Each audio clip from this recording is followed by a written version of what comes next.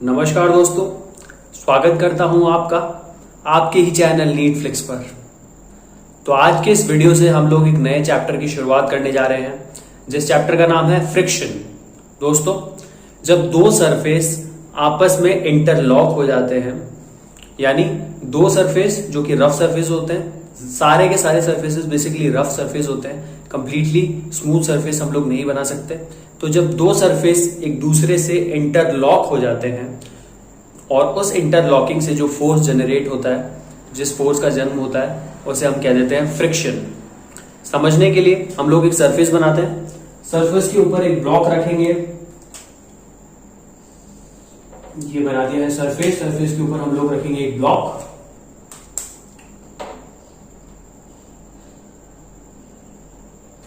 और हम एनालाइज करेंगे इस जगह को जहां पर ये ब्लॉक और ये जो सरफेस है एक दूसरे के साथ कांटेक्ट में होगा। हम लोग इस जगह को जूम करके देखेंगे, ठीक है। तो हमें कुछ ऐसा स्ट्रक्चर दिखाई देगा।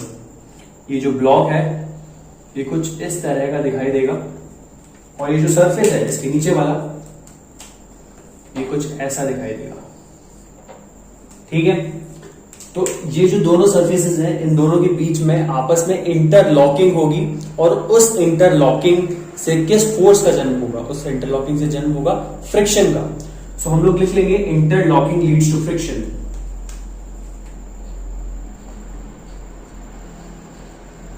इंटरलॉकिंग लीड्स टू फ्रिक्शन, ठीक है। Interlocking leads to friction. अब दोस्तों, अगर हम लोग टाइप्स जानना चाहें कि फ्रिक्शन के कितने टाइप्स होते हैं, तो फ्रिक्शन बेसिकली 3 टाइप्स का होता है। पहला स्टैटिक फ्रिक्शन, दूसरा काइनेटिक फ्रिक्शन और तीसरा रोलिंग फ्रिक्शन। स्टैटिक फ्रिक्शन और काइनेटिक फ्रिक्शन में अगर बेसिक डिफरेंस की बात करें, तो जब दो सरफेस एक दूसरे के ऊपर स्लिप नहीं होते तब तक हमारा स्टैटिक फ्रिक्शन वर्क करता है, और जैसे ही दो सरफेसेस एक दूसरे के ऊपर स्लिप होना शुरू कर देते हैं तब आता है काइनेटिक फ्रिक्शन, ठीक है। So there are 3 types of friction: static,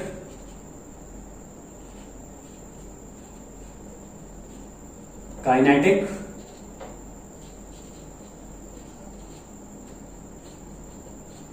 and rolling. Rolling तब आता है जब एक सरफेस दूसरे सरफेस के ऊपर रोल होना शुरू कर देता है। उसकी बात हम लोग बाद में करेंगे डिटेल में इस चैप्टर के एंड में, ठीक है। अभी हम लोग स्टैटिक फ्रिक्शन को और ज्यादा अच्छे तरह से समझने की कोशिश करते हैं। स्टैटिक फ्रिक्शन को समझने के लिए हम लोग एक एक्सपेरिमेंट करेंगे। इस एक्सपेरिमेंट में हम लोग एक m मास की ब्लॉक के ऊपर फोर्स लगाएंगे। हम लोगों ने लिया एक m मास का ब्लॉक, हम लोगों ने लगाया इस पे फोर्स, और हम इसके जो रिजल्ट्स आएंगे उसे नोट करेंगे। ये m मास का ब्लॉक एक सरफेस पे पड़ा हुआ है, ठीक है। हम लोग इसके रिजल्ट्स देखेंगे जिसमें हम लोग f की वैल्यू नोट डाउन करेंगे और इस ऑब्जेक्ट का ऑब्जर्व्ड एक्सेलरेशन भी नोट करेंगे कि क्या एक्सेलरेशन आएगा,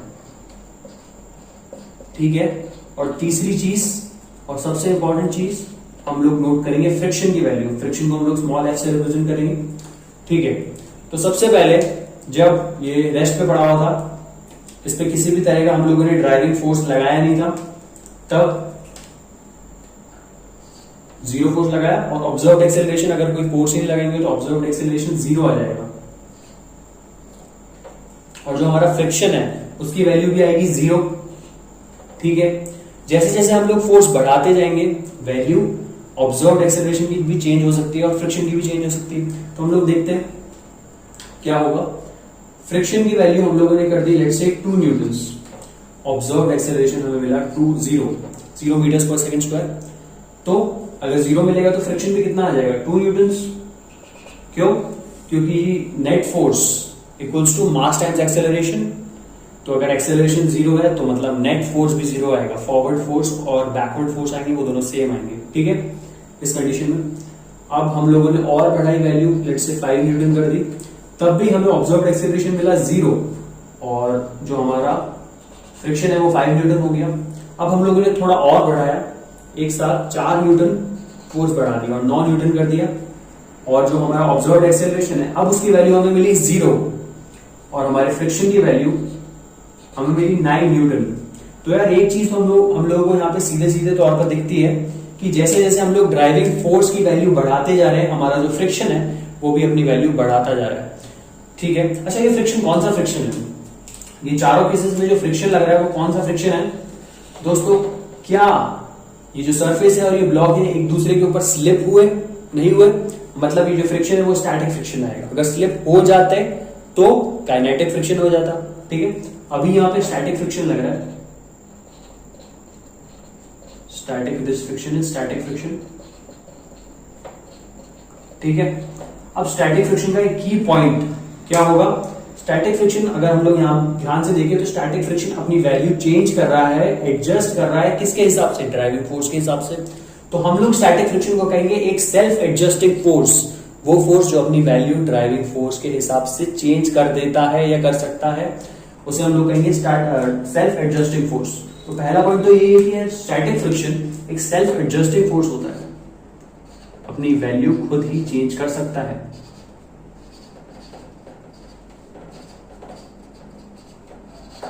सेल्फ एडजस्टिंग होता है स्टैटिक फ्रिक्शन। दूसरा की पॉइंट, मेजर पॉइंट ये है कि स्टैटिक फ्रिक्शन यार कभी भी नहीं चाहेगा कि जो दो सरफेसेस है उनके बीच में रिलेटिव स्लिपिंग हो। तो हम लोग लिख देंगे कि static friction avoids relative slipping between two surfaces. ठीक है, अवॉइड्स relative slipping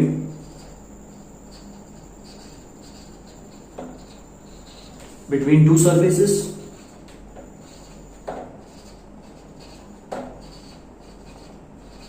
ठीक है, ये की पॉइंट्स हम लोगों ने देख लिए। तो दोस्तों मुझे आप लोग एक बात बताइए कि जो स्टैटिक फ्रिक्शन की वैल्यू होगी वो कब तक बढ़ेगी? क्या वो हमेशा बढ़ती जाएगी जैसे जैसे ड्राइविंग फोर्स बढ़ता जाएगा, या फिर वो किसी पॉइंट पर आके रुक जाएगी, उसका कोई सैचुरेशन पॉइंट भी आएगा? तो जवाब है हाँ, उसका एक सैचुरेशन पॉइंट आएगा। स्टैटिक फ्रिक्शन की एक मैक्सिमम वैल्यू होती है जिससे ज्यादा वो उससे ऊपर नहीं बढ़ सकती है। उस मैक्सिमम वैल्यू को या फिर उस स्टैटिक फ्रिक्शन की लिमिट को हम लोग कह देंगे मैक्सिमम स्टैटिक फ्रिक्शन या फिर लिमिटिंग फ्रिक्शन। ये दो नाम होंगे उसके, और हम लोग उसे रिप्रेजेंट करेंगे एफएस मैक्स के साथ। हम लोग रिप्रेजेंट करेंगे उसे एफएस मैक्स के साथ, जो कि है मैक्सिमम स्टैटिक फ्रिक्शन। इसमें दिख रहा है आसानी से, FS is static friction and FS max is maximum static friction. इस एफएस मैक्स का हम लोगों ने एक और नाम क्या बताया? FS max is also known as limiting friction. Limiting friction, right.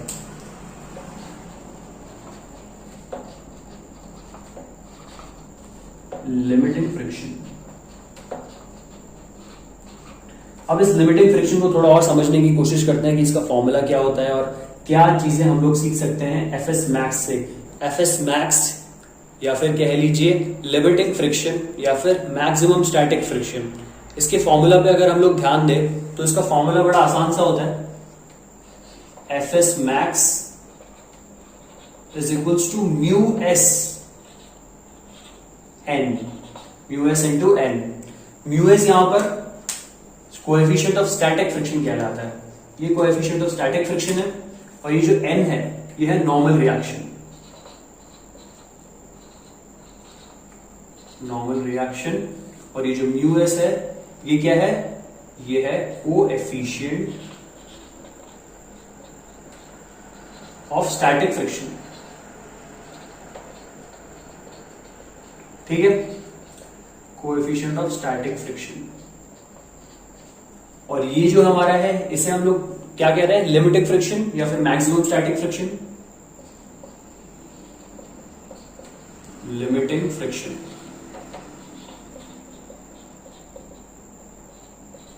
ठीक है, अच्छा दोस्तों दो तरीके हैं समझने के लिए कि एफएस मैक्स आखिर होता क्या है। दो तरीके हैं, या फिर ये कह सकते हैं कि दो तरह से हम लोग एफएस मैक्स को या फिर लिमिटिंग फ्रिक्शन को डिफाइन कर सकते हैं। पहला तरीका तो ये है, बड़ा आसान सा है, इसके नाम में छुपा हुआ है FS max, maximum static friction that a surface can apply on a particular block, वो मैक्सिमम स्टैटिक फ्रिक्शन जो एक सरफेस किसी पर्टिकुलर ब्लॉक पे अप्लाई कर सकता है उसे हम लोग एफएस मैक्स कह देते हैं। तो पहली डेफिनेशन लिख देंगे कि ये वो मैक्सिमम फ्रिक्शन है, maximum friction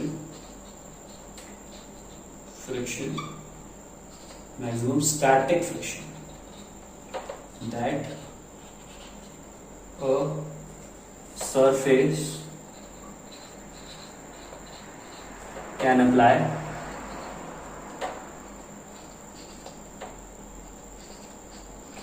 to a particular block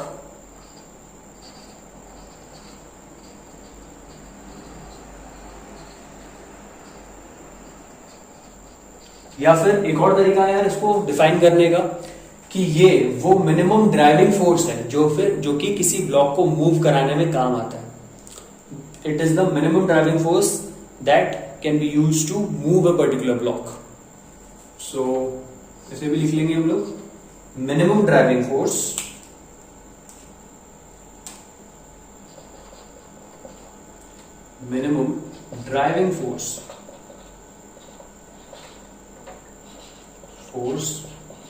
to move a block।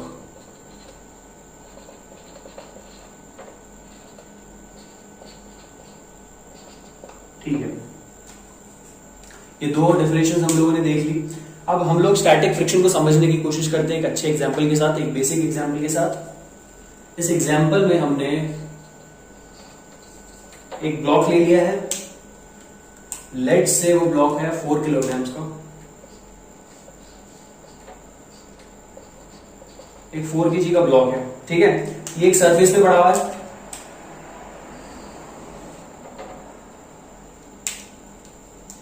और ये जो सरफेस है ऑब्वियसली एक रफ सरफेस है, completely smooth surface is not possible. ठीक है, इस पे आगे की तरफ हम लोग लगाते हैं एक फोर्स, लेट्स से 12 न्यूटन्स का। हमें गिवन है कोएफिशिएंट ऑफ स्टैटिक फ्रिक्शन की value, coefficient of static friction को हम रिप्रेजेंट करते हैं म्यू एस के साथ। इसकी वैल्यू गिवन है हमें 0.5। अच्छा, स्टैटिक फ्रिक्शन, ये जो mu S coefficient of static friction है, इसके बारे में एक और इंटरेस्टिंग बात है कि ये जो म्यू एस होता है ये डायमेंशनलेस होता है, इसके आगे कोई भी यूनिट नहीं लगती, ये एक यूनिटलेस क्वांटिटी है, एक डायमेंशनलेस क्वांटिटी है। ठीक है, ये आप लोग याद ध्यान रखना। ठीक है, अब हमारे पास जो क्वेश्चन है वो हमसे पूछ रहा है कि find net acceleration of the block and frictional force acting on it। कितना फ्रिक्शनल फोर्स लग रहा है,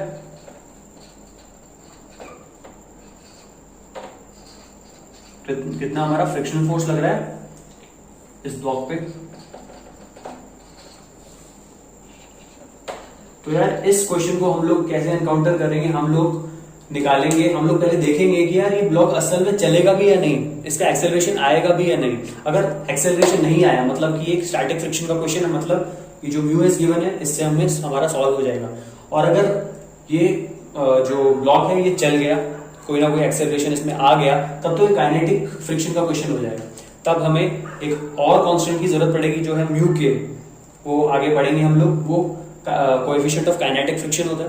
पहले देख लेते हैं, सबसे पहले हम लोगों को निकालना, अच्छा वो कैसे पता चलेगा कि इसका एक्सेलरेशन आएगा या नहीं आएगा, हम लोग एफएस मैक्स से देख लेंगे।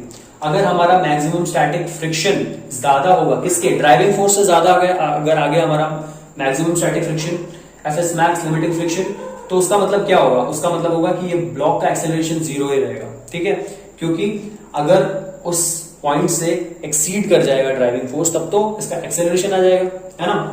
तो एक्सेलरेशन देखते हैं क्या होगा। सबसे पहले उसके लिए हम लोग एफ एक्स मैक्स निकालेंगे, और एफ एक्स मैक्स निकालने के लिए सबसे पहले हम लोगों को जरूरत पड़ेगी नॉर्मल रिएक्शन की। ठीक है, तो नॉर्मल रिएक्शन सिंपली हम लोग एफबीडी बनाकर देख सकते हैं। दिख रहा है इसमें वैसे नीचे की तरफ इस पे कितना फोर्स लग रहा होगा, अर्थ इस पे कितना फोर्स लगा रही होगी, mg। ठीक है, mg लगा रही होगी इस केस में, और mg किसके बराबर होगा यहाँ पे 4 into 10 which is 40 न्यूटन्स। सही है। और नॉर्मल रिएक्शन कैसे लगता है, हमेशा परपेंडिकुलर टू द सरफेस, तो ऊपर की तरफ नॉर्मल रिएक्शन लग गया। और हम लोगों को यहां से नॉर्मल रिएक्शन की आसानी से वैल्यू पता चल गई 40 न्यूटन्स। तो यहां से हम लोग एफएस मैक्स की वैल्यू बड़ी आसानी से निकाल सकते हैं। एफएस मैक्स की वैल्यू कितनी आ जाएगी, हमारे लिमिटिंग फ्रैक्शन की वैल्यू आ जाएगी which is mu S into N, और म्यू एस की वैल्यू है 0.5, मल्टीप्लाई करेंगे एन के साथ जो कि है 40 न्यूटन्स, तो हमारे पास आ जाएगा 20 न्यूटन्स। 20 न्यूटन्स मतलब ये वो मैक्सिमम फ्रिक्शन है, मैक्सिमम स्टैटिक फ्रिक्शन है जो सरफेस लगा सकता है किसी ब्लॉक पे, या फिर ये वो मिनिमम ड्राइविंग फोर्स है जो किसी ब्लॉक को चलाने के काम आएगा। ठीक है, तो मिनिमम ड्राइविंग फोर्स 20 न्यूटन है और ड्राइविंग फोर्स लग कितना है 12 न्यूटन, मतलब यार कम से कम 20 न्यूटन तो देना पड़ेगा इसको चलाने के लिए। ठीक है, 20 न्यूटन से ज्यादा ही देना पड़ेगा।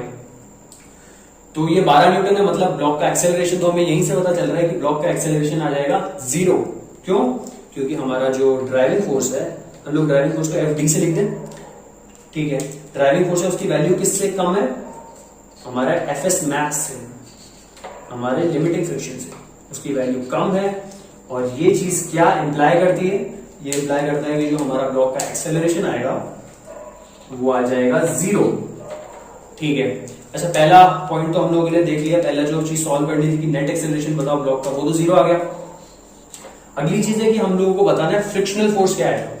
क्या फ्रिक्शनल फोर्स की वैल्यू एफ एस मैक्स आएगी? नहीं दोस्तों, फ्रिक्शनल फोर्स की वैल्यू एफ एक्स मैक्स नहीं आएगी। तो यार वो फोर्स है जो मिनिमम ड्राइविंग फोर्स है जो ऑब्जेक्ट को चलाने के लिए लगेगा, ऑब्जेक्ट अभी चल नहीं रहा, एक्सेलरेशन 0 है, तो कितना फ्रिक्शन लगाएंगे। हम लोगों ने सबसे एक इंपॉर्टेंट फर्स्ट पॉइंट पढ़ा था किसके बारे में, स्टैटिक फ्रिक्शन के बारे में अभी थोड़ी देर पहले, कि स्टैटिक फ्रिक्शन सेल्फ एडजस्टिंग होता है। सेल्फ एडजस्टिंग मतलब वो ड्राइविंग फोर्स के हिसाब से अपनी वैल्यू बढ़ा देता है। जो हम लोगों ने एक्सपेरिमेंट करके देखा था स्टेबल में भी ये था कि जैसे जैसे ड्राइविंग फोर्स की वैल्यू बढ़ रही है स्टैटिक फ्रिक्शन भी उसी तरह से अपनी वैल्यू बढ़ाता जा रहा है।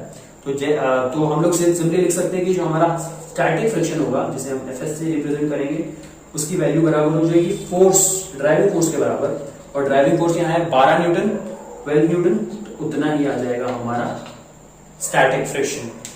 ठीक है, बड़ी आसानी से निकाल लिया हम लोगों ने स्टैटिक फ्रिक्शन, और एक्सेलरेशन भी हम लोगों ने निकाल लिया कि 0 होगा। अब एक और क्वेश्चन करते हैं इस पे।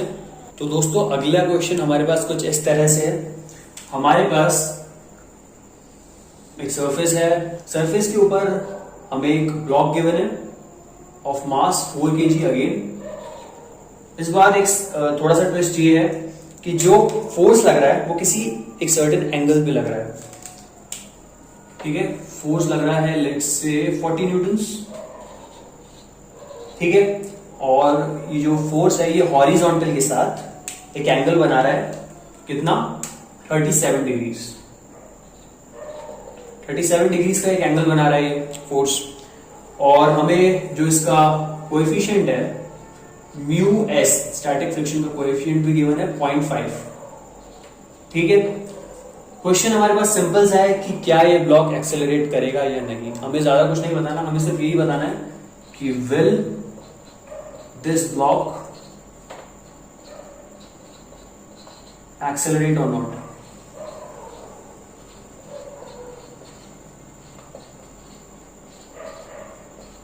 क्या ये ब्लॉक एक्सेलरेट करेगा या नहीं, सिंपली हमको सिंपल क्वेश्चन पूछा गया। अब हम लोग इस क्वेश्चन को कैसे एनकाउंटर करेंगे, जैसे हम लोगों ने पिछले क्वेश्चन को किया था, हम लोगों ने सबसे पहले देखा था, निकालने की कोशिश की थी एफएस मैक्स से। अगर एफएस मैक्स की वैल्यू ज्यादा आएगी अगेन ड्राइविंग फोर्स से, तो इस ब्लॉक का एक्सेलरेशन आएगा 0। लेकिन अगर एक्सेलरेशन जो एफएस मैक्स है उसकी वैल्यू आ जाएगी कम, किससे, ड्राइविंग फोर्स से, तो इस ऑब्जेक्ट का एक्सेलरेशन कुछ ना कुछ आएगा, नॉन जीरो एक्सेलरेशन हो जाएगा। ठीक है, तो हम लोग सबसे पहले निकालते हैं एफएस मैक्स को। एफएस मैक्स निकालने के लिए हमें नॉर्मल रिएक्शन की जरूरत पड़ेगी, और नॉर्मल रिएक्शन के लिए हमें एफवीडी बनाना पड़ेगा। तो इस 4 kg ब्लॉक का अगर एफवीडी बनाया जाए तो नीचे की तरफ तो ऑब्वियसली इस पे mg लगेगा। ठीक है, mg इसकी वैल्यू यही लिख लेते हैं, mg की वैल्यू होगी यहाँ पर 40 न्यूटन्स। सही है 4 kg ब्लॉक के लिए। लेकिन यार ऊपर कौन सा फोर्स लगेगा, एक तो ऊपर हमको पता है नॉर्मल रिएक्शन तो लगेगा क्योंकि normal reaction perpendicular to the surface लगता है। ठीक है, और दूसरा अच्छा ये जो फोर्स है, जो हमारा फोर्स गिवन है, इसके कंपोनेंट्स होंगे ऑब्वियसली। हॉरिजॉन्टल कंपोनेंट हो जाएगा इसका F कितना, F cos 37, और जो इसका वर्टिकल कंपोनेंट होगा वो होगा F sin 37। तो F sin 37 इस पे लगेगा ऊपर की तरफ, F sin 37, और जो सामने की तरफ फोर्स लगेगा वो कितना हो जाएगा, वो होगा F cos 37। तो अल्टीमेटली जो फोर्स इसके लिए ड्राइविंग फोर्स का काम करेगा वो फोर्स 40 न्यूटन नहीं होगा, वो फोर्स होगा F cos 37। यहीं पे वैल्यू भी निकाल लेते हैं फटाफट F cos 37 की, या फिर उसमें निकाल लेंगे सॉल्व करते टाइम।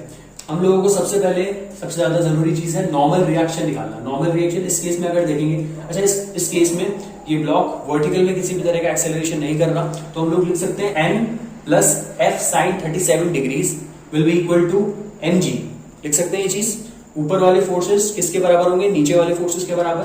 तो अगर F sin 37 को अगर हम लोग यहाँ पे प्लस में आएगा, अगर राइट हैंड साइड भेज दे तो माइनस में आ जाएगा, तो हम लोग लिख सकते हैं n will be equal to mg minus F sin 37 degrees. ये सबको समझ आया। अब अगर हम लोग इसको सॉल्व करेंगे तो g की वैल्यू आ जाएगी 40 न्यूटन्स, और F जिसकी वैल्यू ऑलरेडी 40 है, और sin 37 की वैल्यू क्या होती है दोस्तों, sin 37 की वैल्यू होती है 3/5, ठीक है। और इसे अगर हम लोग सॉल्व करेंगे तो ये आ जाएगा, इसकी वैल्यू आ जाएगी, ये 8 से जाएगा, 5 8 are 40 and 8 3 are 24, so 40 minus 24 is 16 Newton's. 16 Newton's आ गई हमारे नॉर्मल रिएक्शन की वैल्यू, ठीक है। अब हम लोग सीधा सीधा निकाल लेंगे Fs max यानी कि लिमिटिंग फ्रिक्शन। Fs max का फॉर्मूला हम लोगों ने अभी पढ़ा था, इसके बराबर होता है Fs max mu S N के बराबर, और म्यू एस की वैल्यू भी हमें गिवन है 0.5 न्यूटन्स। नॉर्मल रिएक्शन की वैल्यू हम लोगों ने निकाली है 16 न्यूटन्स। यहां से हमारा Fs max की वैल्यू आ गई 8 न्यूटन्स, ठीक है। तो अब लोग देखिए, आप लोग जो F cos 37 है, हम लोग ड्राइविंग फोर्स निकालते हैं। ड्राइविंग फोर्स की वैल्यू F cos 37 डिग्रीज की वैल्यू कितनी है, हमारा ड्राइविंग फोर्स की वैल्यू कितनी है, 40 मल्टीप्लाई बाय cos 37। cos 37 की वैल्यू होती है 4/5, तो ये आ जाएगा 8 4 32, ठीक है। 32 न्यूटन आ गई हमारा, क्या आ गया, ये ड्राइविंग फोर्स, ये 32 न्यूटन है, और ऑब्वियसली ये 32 न्यूटन 8 न्यूटन से तो ज्यादा ही है। तो हमारा जो ड्राइविंग फोर्स था F cos 37 डिग्रीज, उसकी वैल्यू ज्यादा है या कम है, उसकी वैल्यू ज्यादा है, किससे, हमारे Fs max से। तो इस केस में ऑब्जेक्ट के पास, ब्लॉक के पास कोई ना कोई एक्सेलरेशन आ जाएगा, तो ये क्या इंप्लाई करता है कि एक नॉन जीरो एक्सेलरेशन होगा, किसका, ब्लॉक का। ये हम लोगों ने समझ लिया है, ठीक है, सही है। अब हम लोग काइनेटिक फ्रिक्शन पे चलते हैं। अच्छा, काइनेटिक फ्रिक्शन पे चलने से पहले हम लोग एक बहुत जरूरी और इंपॉर्टेंट पॉइंट नोट करते हैं। नोट लगा के आप लोग लिख लीजिए। नोट ये है कि जो हमारा स्टैटिक फ्रिक्शन होता है उसका डायरेक्शन हमेशा इंपेंडिंग मोशन के ऑपोजिट डायरेक्शन में चलता है। इंपेंडिंग मोशन को देखने का ये तरीका है कि आप लोग ये सोचिए कि अगर फ्रिक्शन प्रेजेंट नहीं होता तो ये ब्लॉक कहाँ जाता, ऑब्वियसली सामने ही जाता है। सामने की तरफ एक ड्राइविंग कंपोनेंट लग रहा है जो है F cos 37, ठीक है, तो सामने की तरफ जाता है, इंपेंडिंग मोशन सामने की तरफ है, तो फ्रिक्शन जो स्टैटिक फ्रिक्शन की वैल्यू है वो पीछे की तरफ लगेगी। अच्छा, इस केस में तो आसानी से पता चल गया हमें, यार देखते ही पता चल रहा है कि सामने की तरफ लगेगा हमारा F cos 37 और पीछे की तरफ ऑब्वियसली हमारा स्टैटिक फ्रिक्शन वर्क करेगा। मतलब स्टैटिक फ्रिक्शन नहीं, काइनेटिक फ्रिक्शन वर्क करेगा इसमें तो, क्योंकि एक्सेलरेशन की वैल्यू 0 नहीं है, लेकिन पीछे की तरफ फ्रिक्शन लगेगा ये तो पता है।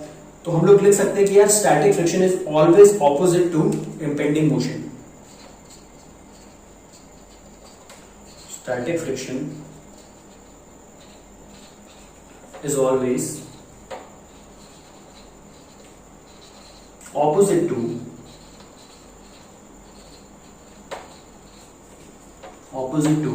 Impending motion. इंपेंडिंग मोशन, और इंपेंडिंग मोशन क्या होता है, वो मोशन जो तब अगर होता है अगर फ्रिक्शन एब्सेंट होता। तो दोस्तों, अगर हम लोग समराइज करना चाहें जो भी हम लोगों ने आज की क्लास में पढ़ा है, तो हम लोग बेसिकली 2 पॉइंट्स में पूरे लेक्चर को समराइज कर सकते हैं। हम लोग ऐसे लिखेंगे कि वी कैन summarize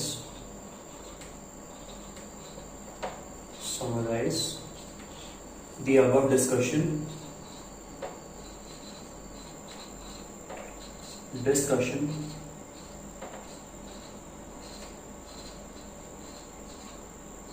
as। तो दो मेजर पॉइंट है जो हम लोग आज सीखे हैं।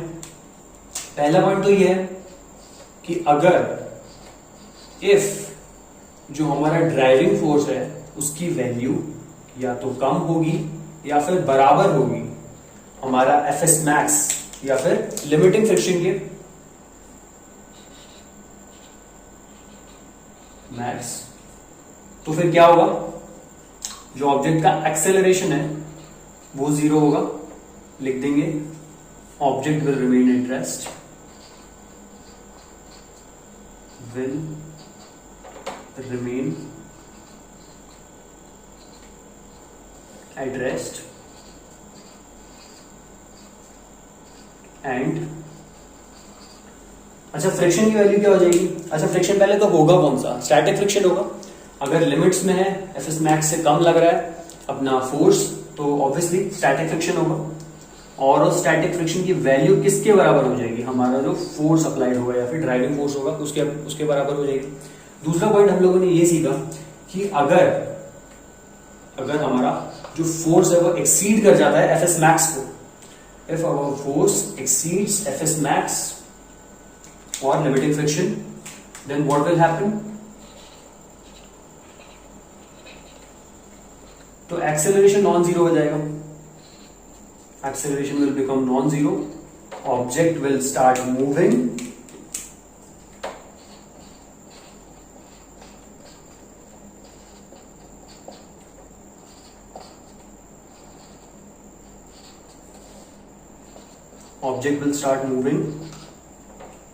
and और क्या हो जाएगा, and friction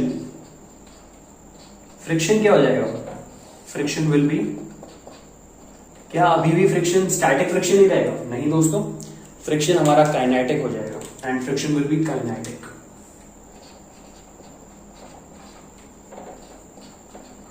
जैसे ही ऑब्जेक्ट में कोई एक्सेलरेशन आएगा हम काइनेटिक फ्रिक्शन से डील कर रहे होंगे। ठीक है दोस्तों, तो दोस्तों आज की क्लास में इतना ही, आज की क्लास को यहीं पे कंक्लूड करते हैं। आज हम लोगों ने काफी इंपॉर्टेंट चीजें सीखी है, इन्हीं चीजों को हम लोग आगे बढ़ाएंगे अगले लेक्चर में, जब हम लोग काइनेटिक फ्रिक्शन की क्वेश्चन सॉल्व करेंगे और फ्रिक्शन को इन डेप्थ जानेंगे। वीडियो देखने के लिए आपका बहुत बहुत धन्यवाद।